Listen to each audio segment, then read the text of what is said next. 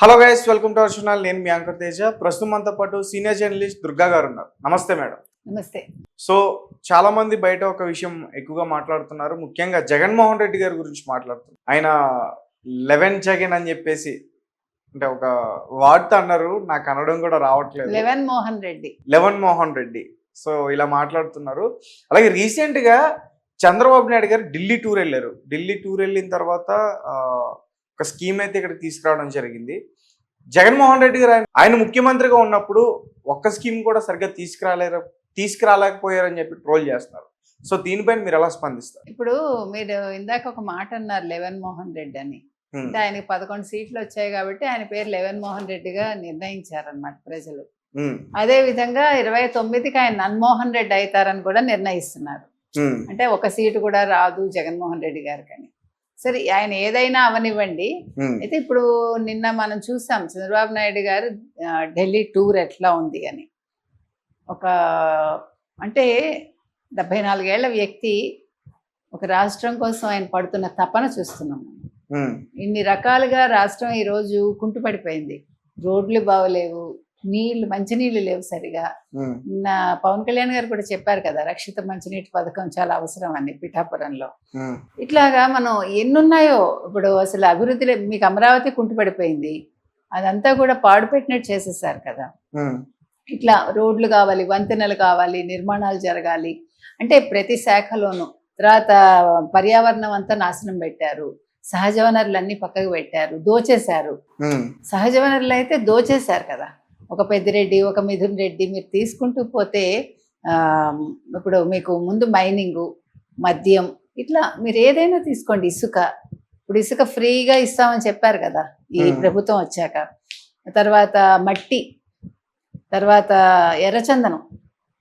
మనం పుష్ప 3 చూసాం మొన్న. నేపాల్కి వెళ్ళిపోయి అది పవన్ కళ్యాణ్ గారికి ఆ లెటర్ వచ్చి. తర్వాత పర్యావరణం అన్నప్పుడు పర్యావరణం గురించి ఈయన ఎప్పుడైతే పట్టించుకున్నారో వెంటనే నిన్న ఫైల్స్ కాల్ చేశారు, చూసారా? పెద్దిరెడ్డికి సంబంధించిన మైనింగ్ శాఖ కావచ్చు, ఈ పొల్యూషన్ కంట్రోల్ డిపార్ట్మెంట్కి సంబంధించిన సమీర్ శర్మ, వీళ్ళు చెప్పి ఫైల్స్, తర్వాత డిస్కులు కూడా కాల్ చేశారు. అవి అక్కర్లేని ఫైల్స్ అయితే రాత్రి 9ంటికి కాల్ చేస్తారా? అంటే వీళ్ళు అక్రమాలు చేశారని మన కళ్ళకి కనిపిస్తుంది కదండి. అంటే ప్రజల కళ్ళకి కనిపిస్తుంది. అంటే కాల్ చేసే వాళ్ళే డైరెక్ట్ గా ఒప్పుకున్నారు. అక్కర్లేని ఊరికే ఒప్పుకుంటారా? 4 తంతే ఒప్పుకుంటారు. అది ఒప్పుకున్నాక అక్కర్లేని ఫైల్స్ అని దానికి ఒక కవరేజ్ ఇస్తారు, అంతే కదా. ఎవడు ఒప్పుకుంటాడు? ఒప్పుకునేవాడైతే పబ్లిక్ గా వాడు ఏం చేస్తాడు? చిత్తు కాగితాలు వాడిని పిలిచి అమ్మేస్తాడుగా. ఆ డబ్బు మళ్ళీ ఎవరికి ఇవ్వాలి? అమ్మిన డబ్బు లెక్క. అంటే మనం లెక్కలేస్తే ఎట్లా వేస్తామండి? అంతే కదా. ఇప్పుడు మీరు ఒక స్క్రాప్ అమ్మాక ఆ స్క్రాప్ అమౌంట్ కూడా ప్రభుత్వ ఖజానాకే వెళ్ళాలి. ఆ డిపార్ట్మెంట్ లో ఇగో ఆస్తులు ఇవి, అప్పులు ఇవి అని చూపించినట్టే మనకి ఎంత ఇన్కమ్ వచ్చింది కూడా అందులో చూపించినప్పుడు ఈ స్క్రాప్ అందులో చూపించాలి. మరి ఆ పని కదా చేయాలి. మీరు కాల్చడం ఏంటి? కాగితాలు కూడా చాలా విలువైనవి. ఇంకొక విషయం ఏంటంటే, మీరు ఇప్పుడు ఏదైనా తినటానికి, లేకపోతే ఇప్పుడు బడ్డీ కొట్లలో కూడా ఇప్పుడు ఈ న్యూస్ పేపర్లు వాడతారు కదా. యాక్చువల్గా న్యూస్ పేపర్ వాడకూడదు. దాన్ని అంటే ప్రింటింగ్ వాడేది అంతా కూడా కెమికల్స్ అంతా కూడా మంచిది కాదు బాడీకి. దాని బదులు ఈ తెల్ల కాగితాలు ఏవైతే ఫైల్స్ ఉండే కాగితాలు ఉంటాయి చూడండి, ఇవి వాడుకోవచ్చు మనం. అంటే ఇళ్లలో కూడా ఈ నోట్బుక్స్ వాడేసి ఉంటాయి కదా, ఆ కాగితాలు మంచిది. మనం ఏదైనా ఆరబెట్టుకోవటానికి, ఏదైనా నూనె పీల్చుకోవటానికి న్యూస్ పేపర్స్ వాడటం కంట.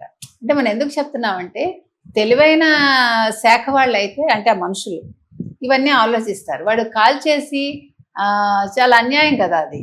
అంటే నువ్వు ఈ ఆస్తిని కూడా ధ్వంసం చేసినట్టే, ప్రభుత్వ ఆస్తి కూడా. అది ఎన్ని రూపాయలు వస్తుంది తర్వాత విషయం. 100 వచ్చిందా 1000 వచ్చిందా కాదు, అది ప్రభుత్వ ఖజానాకి వెళ్ళాలి. అంటే ఒక సిన్సియర్ ఆఫీసర్ అయితే అట్లా ఆలోచిస్తారు. వీళ్ళు సిన్సియర్ కాదు కాబట్టి వీళ్ళు నాశనం పెట్టారు. సరే, ఇంకా మన అసలు పాయింట్కి వస్తే, జగన్మోహన్ రెడ్డి గారు ఏం చేశారు? రోడ్లు ఎంత అధ్వానంగా ఉన్నాయో ప్రతి వాళ్ళకి తెలుసు ఆంధ్రాలో, అవునా కదా? విపరీతంగా అసలు. అంటే ఆయన పరదాలు కట్టుకు తిరిగాడు కాబట్టి ఆయనకు తెలియదు, ఆయన ఎక్కడికి వెళ్ళాడు కదా. వెళ్ళినా పాప ఆయన నడవరు కదా. వీళ్ళందరూ మహారాజు వంశంలో పుట్టిన వాళ్ళు. వీళ్ళు సాధారణ స్థాయి మనుషుల్లో నడవరు. వీళ్ళకి అప్పనంగా ఆస్తులు వచ్చి పడ్డాయి కదా, అందుకని కష్టం ఉండదు వాళ్ళకి. కానీ సాధారణ జనం చూస్తారు కదా, మొన్నను తాడేపల్లి ప్యాలెస్ ముందు అవన్నీ తీసేసి 4 రోడ్ల కూడలు చక్కగా చేస్తే జనాలు ఎంత సంతోషించారండి. 5 ఏళ్ళు నరకం అనుభవించారు. 1.5 కిలోమీటర్ వాళ్ళ చుట్టూ తిరిగి వెళ్ళారు ప్రజలు. అదే పేద ప్రజలకి మరి ఈయన పేద ముఖ్యమంత్రి, నేను పేద ప్రజల పక్షాన ఉంటానంటాడు కదా, ఎంత కష్టపెట్టాడో చూడండి. అవసరమా? నేను అనేది అంటే ప్రజలు ఇవన్నీ కూడా గమనించారు, గమనిస్తున్నారు, గమనించాలి కూడా. రేపొద్దున వాళ్ళకే నష్టం మళ్ళీ తప్పు చేస్తే. సో ఈయన ఇన్నిసార్లు ఢిల్లీ వెళ్ళారు, ఈయన 1 రూపాయి అయినా ఒక ప్రాజెక్ట్ తీసుకొచ్చారు ఆయన, ఎవరు? జగన్మోహన్ రెడ్డి గారు. ఈయన 2 రోజులు పర్యటించారు.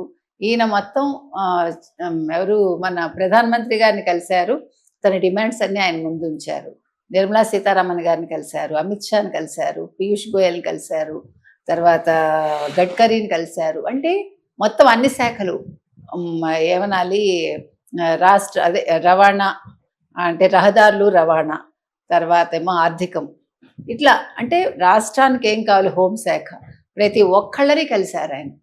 కలిసి రాష్ట్రం వెనకబడింది, ఇట్లాగా నిధులన్నీ కూడా మళ్లించేశారు, సహజ వనరులన్నీ కూడా దోచేశారు. ఈ రోజు వచ్చే ఆదాయం దేనికి వస్తుంది? ప్రతి నెల పెన్షన్లు ఇవ్వడానికి, ప్రభుత్వ ఉద్యోగులకు జీతాలు ఇవ్వడానికి, ఇట్లా కొన్నింటికే సరిపోతుంది. అది ఇప్పుడు ఆదాయ వనరులు లేవు. ఈయన చేసిన దాన్ని వీళ్ళు పక్కకు పెట్టేశారు, నాశనం పెట్టారు. కాబట్టి ఉన్న కంపెనీ కూడా బయటికి పంపించేశారు కదా, ఏది అమర్ రాజా బ్యాటరీస్. తర్వాత టెస్లా రాకుండా చేశారు కదా వీళ్ళు చేసిన పని. ఇట్లా ఇవన్నీ కూడా ఉన్నాయి. అంటే టెస్లా వీళ్ళ వల్ల రాలేదా, మోడీ గారి వల్ల రాలేదా? రెండూనండి. రాష్ట్రం కూడా వీళ్ళు స్థలం ఇవ్వలేదు, టెస్లా వస్తా అన్నాడు. ఇప్పుడు అందుకే కదా టెస్లా మళ్ళీ మనకు వస్తుందని అంటున్నారు. సో టెస్లా వస్తే కూడా చాలా మంచిదే, మనకి ఉద్యోగాలు వస్తాయి జనాలకి. కాబట్టి ప్రతిదీ కూడా మనకి అంటే ఇంటర్లింక్డ్ ఇవన్నీ కూడా. సో ఇవన్నీ చెప్పారు ఆయన. చెప్పాక 7 ప్రతిపాదనలు వాళ్ళ ముందు ఉంచారు కేంద్రం ముందు. ఒకటి పోలవరం, తర్వాత అమరావతి నిర్మాణం, తర్వాత ఆయన ఇప్పుడు IAS IPS, తర్వాత ప్రభుత్వ ఉద్యోగులు వీళ్ళందరికీ కూడా ఇళ్ళు కట్టించటం. అంటే వాళ్ళందరికీ మరి ఇవి ఇవ్వాలి కదా, ఏమంటారు, క్వార్టర్స్ లాగా. అట్లా ఇప్పటివరకు ఆంధ్రప్రదేశ్ లో ఈ గవర్నమెంట్ ఉద్యోగాల్లో చేస్తున్న వాళ్ళకి క్వార్టర్స్ లేవు, సరైనవి లేవు. అంటే వాళ్ళు పట్టించుకోలేదు కదా. ఇప్పుడు వీళ్ళు తిట్టారు కానీ మళ్ళీ అవే భవనాలు వాడుకున్నారు. ఇప్పుడు శాఖలన్నీ కూడా చంద్రబాబు నాయుడు గారు కట్టించిన దాంట్లోనే కదా నడిచాయి. ఆ తర్వాత ఇప్పుడు మనకు కావాల్సింది రోడ్లు, మంచి సాగునీరు, తాగునీరు, ఇట్లా మొత్తం అన్ని ఆయన ఒక 7 డిమాండ్స్ అయితే పెట్టారు. మీరు చెప్పినట్టు మచిలీపట్నంలో ఒక ఫ్యాక్టరీ కూడా రాబోతోంది మనకి. దానివల్ల ఏంటంటే మనకి ఒక 60,000 కోట్లు అది. సో చాలా మందికి ఉపాధి దొరుకుతుంది. మచిలీపట్నం మంత్రి గారు ఎవరైతే ఉన్నారో ఆయన స్థలం ఇప్పిస్తానని అన్నారు, జనసేనకు సంబంధించిన ఆయన. సో అది కూడా సంతోషించాల్సిన విషయం. అక్కడ భూమి 2,000-3,000 ఎకరాలు ఇంకా ఎక్కువే ఉంది మనకి, ఇస్తామని చెప్పారు వాళ్ళు. ప్లస్ మనకి అక్కడ తీరానికి దగ్గరగా ఉంది కాబట్టి అది కూడా మనకి అన్ని రకాలుగా ప్లస్ పాయింట్ అది. సో అంటే ఆంధ్రప్రదేశ్కి ఉండే అడ్వాంటేజ్ ఏంటంటే ఈ కోస్తా తీరం మనకి, దానివల్ల సహజ వనరులు కూడా మనకి ఎక్కువే ఉన్నాయి. సో ఏ రకంగా చూసుకున్నా పరిశ్రమలు రావడానికి అనుకూలమైన వాతావరణం ఉంది. కాబట్టి ఇప్పుడు చాలా మందికి ఉద్యోగాలు వస్తాయండి. ఇంకొకటి, ఈయన 16వ ఆర్థిక సంఘం చైర్మన్ ఎవరైతే ఉన్నారో ఆయన అరవింద్ గారు, హీఈస్ వెరీ హ్యాపీ. అండ్ ఆయన ఏమన్నారంటే, ఒక ముఖ్యమంత్రి అంటే ముఖ్యంగా చంద్రబాబు నాయుడు గారిని, ఆంధ్రప్రదేశ్ ముఖ్యమంత్రిని మా ఆఫీస్కి ఆహ్వానించడం చాలా గౌరవంగా ఉందన్నాడు ఆయన. అంటే అది ఒక ముఖ్యమంత్రికి ఇచ్చిన ఒక ఏమనాలి పెద్ద గౌరవం కింద మనం భావించవచ్చు. ఇంకెవరికి అట్లా ఎవరు అనలేదు కదా, ఎందుకంటే ఆయన చేసిన అభివృద్ధి ఏంటి అనేది మనకి హైదరాబాద్లో కనిపిస్తోంది. ఆయన ఒక ఇంటర్నేషనల్ అంతర్జాతీయ స్థాయిలో హైదరాబాద్ను నిలిపారు.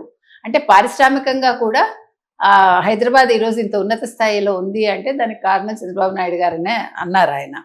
అలాగే ఆయన సుబ్రహ్మణ్యం గారిని కలిశారు. ఇట్లా ఎవరెవరిని కలవాలో అందరినీ కలిశారండి.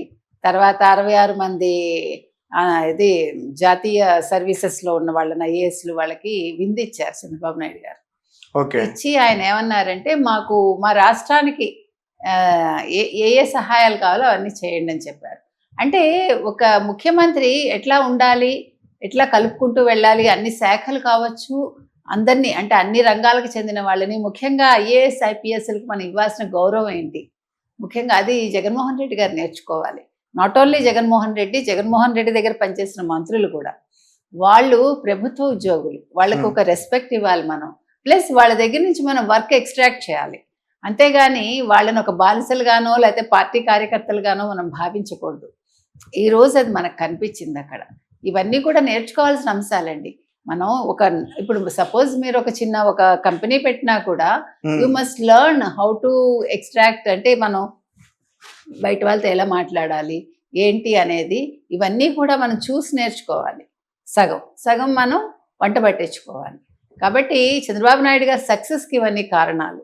ఈరోజు రాష్ట్రం డెఫినెట్గా అభివృద్ధి పదంలో ఉంటుంది అన్నదానికి ఇవన్నీ కూడా తార్కాణాలు. ఆయన కూడా నేను ఎక్స్లో పంచుకున్నారు. మోదీ గారితో మాట్లాడాను, చాలా ఫలప్రదంగా ఉంది, రాష్ట్రం అభివృద్ధి చెందుతుంది అన్నట్టుగానే ఆయన చెప్పారు. సో ఢిల్లీ టూర్ ఇంకా అవుతోంది, సాయంకాలానికి వారు అక్కడి నుంచి బయలుదేరుతారు. ఎనీవే ఆయన అంటే మరోసారి చంద్రబాబు నాయుడు గారు ఏంటో నిరూపించుకున్నారని